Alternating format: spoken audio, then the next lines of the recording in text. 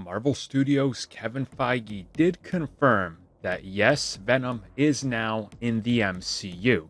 But people wanted to go a little bit further and talk about how exactly did this happen? When was the scene recorded? How did they figure out what was going to be happening? And when exactly is this going to pay off? Well, we have some of those answers. Not all of them, but some. So Marvel Studios' Kevin Feige confirming Venom details was honestly one of those things that we waited for what feels like forever. I mean, right after that post-credit scene, it was like dead silence. We're like, did something happen? Are they in a dispute again?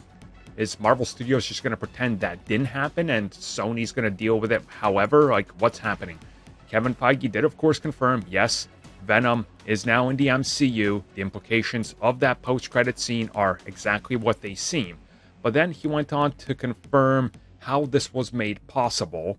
And believe it or not, everybody came together to make it possible. He revealed that it came down to discussions between Marvel Studios, Disney, Sony, the creative teams behind Spider-Man No Way Home, the same people that are directing the film, producing it, and working on it, and the teams that directed, produced, and are involved with the Venomverse and Venom Let There Be Carnage.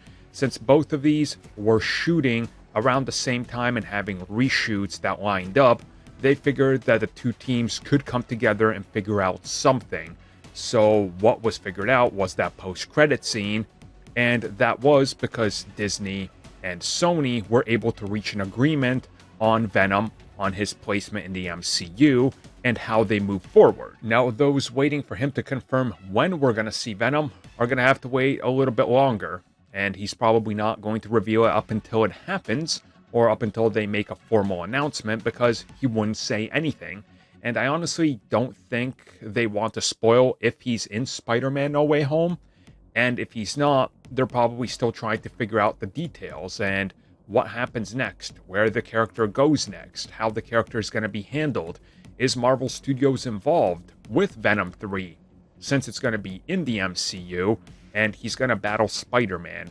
Is Morbius now in the MCU, since Venom is going to appear in Morbius? I mean, there's so many things that are going on at once with Marvel. You have to figure that something bigger is going on here that we just don't know the clear picture, but in due time we will. But at least he confirmed this wasn't just a Sony thing. It was a coordinated effort to make it a possibility, which means they are working together.